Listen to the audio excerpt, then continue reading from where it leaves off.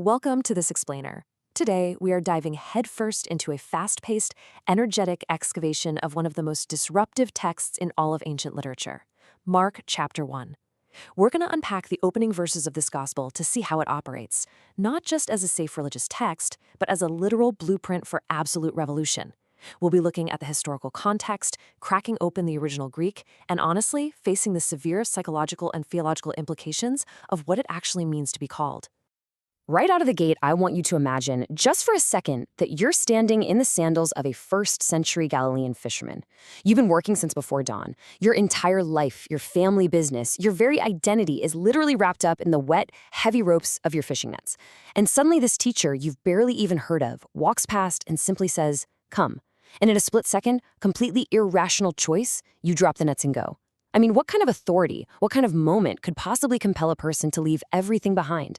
To understand this text's absolute disruption, we first have to understand the chaotic world it landed in. Section 1. The crisis context. First-century chaos. Okay, let's set the scene here. History paints a picture of intense chaos in first-century Israel. The nation had been waiting 400 years for God to speak, since the last prophet, Malachi.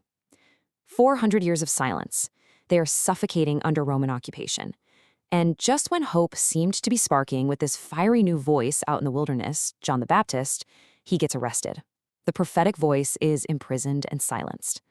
Mark's gospel is written with this breathless urgency, showing us that at the exact moment of apparent defeat, when the timeline reaches its absolute darkest point, Jesus simply steps forward. When one voice is silenced, the voice himself arrives. Now, notice the stark contrast here. At this point in history, Israel definitely didn't lack religion. The problem was that their religious system had completely calcified into this rigid transaction machine. Sacrifice this, tithe that, wash your hands exactly like this. It had devolved into a management system designed to just maintain the status quo under Roman rule. But Jesus doesn't step into the timeline to offer a slight, comfortable adjustment to the management system. No, he arrives to detonate it, bringing a full-on kingdom revolution. Section 2. Excavating the Greek, looking under the floorboards. To really see how this revolution works, we've got to look under the floorboards of the English translation. These original Greek words, they act like explosive codes. Take our first concept, metanoia.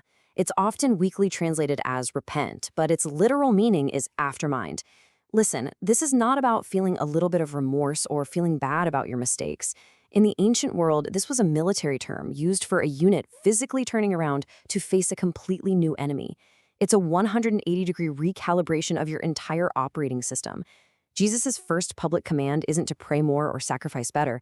It's a military-style directive to turn around and rethink everything. Next, we have injiken, usually translated as has come near. But crucially, this is a perfect tense verb, meaning it describes an action completed in the past whose effects continue into the present. The kingdom isn't just approaching, it has arrived and is still arriving.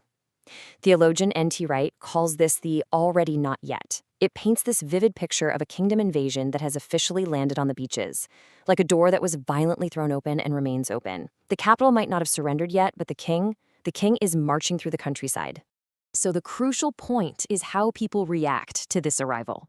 Which brings us to the number 41. The Greek word euthys, which means immediately, is used 41 times in Mark's 16 chapters. When Jesus calls Simon, Andrew, James, and John, the text sandwiches the entire interaction with this word.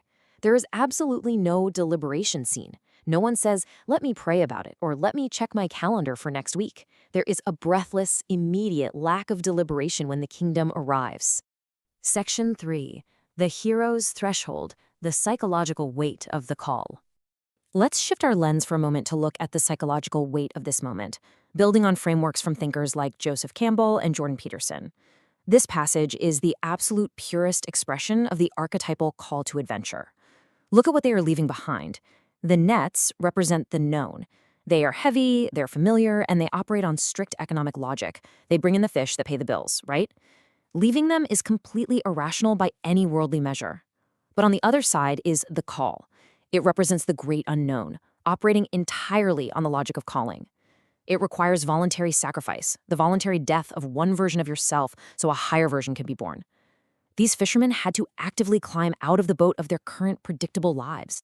And actually, this brings us to what we can call the shadow element of the gospel, and it's deeply troubling. Look at these points. Their identity, wrapped up in those wet ropes, is gone. Economic security, abandoned. But most scandalous of all, Zebedee, the father, is literally left sitting in the boat, abandoned mid-net mend. The text doesn't flinch at the severe human cost here. This shatters family obligation and social identity for a higher calling. It's not a gentle, polite invitation. It's a call that cuts like a sword.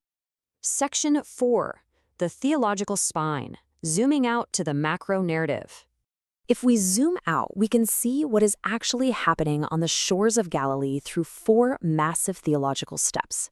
In creation, God speaks order into chaos, but the fall plunged things right back into chaos, which is painfully visible in occupied Palestine, broken religion, and imprisoned prophets. But then comes step 3, redemption.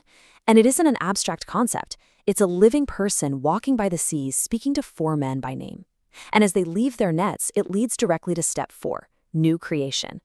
Theologian N.T. Wright emphasizes that Jesus isn't just starting a new religion here. He is speaking a new creation into the chaos of the fall. And these 4 fishermen, leaving their nets behind, are its very first citizens. Section 5, the hard edge, an uncompromising text. We have to be brutally clear about the uncompromising nature of this text. It absolutely refuses to give us the comfort of a domesticated, convenient faith. It exposes what we can call the idolatry of the familiar. Let's be real, most of us avoid following our true calling because we are far too busy maintaining our nets. We build complex systems of self-protection. We build our entire identities around what we can manage, control, and predict. The call of the kingdom is a direct threat to the busy, familiar, protective nets we use to hide from the terrifying reality of what we are truly meant to do. This leads to what's often described as the Chesterton and Lewis scandal. God's method is incarnational. He works through particular people and particular places at particular times.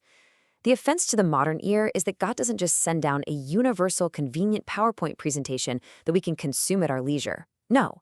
He shows up in person, in inconvenient places like Galilee, calling inconvenient people, and demanding your actual life. It's a specific, pointed call that doesn't allow you to just keep your options open. Section 6, leaving your nets, applying the text. Let's pivot directly to how we actually apply this ancient text to our modern lives today. Drawing on the lens of Dallas Willard, we're presented with a concrete formation challenge. First, identify one net in your life right now. It could be a habit, a false sense of security, a deep fear, or even just a digital screen habit that anchors you to a lesser version of yourself. Second, literally leave it on the shore this week. Walk away from it. Do less of it. And finally, make it public. Tell someone you are trying to take this call more seriously to create some accountability, because you were never meant to leave the boat alone. I want to leave you with one final incredibly provocative thought. Ask yourself, if I were truly brave enough to leave the boat, what would I be doing with my life that I am not doing right now? The kingdom arrives. It calls. And the only question left is whether you will leave your nets or whether you'll let those nets define you forever. Sit in silence with this question. Don't rush to answer it. Let it ask you. Thanks for joining this explainer.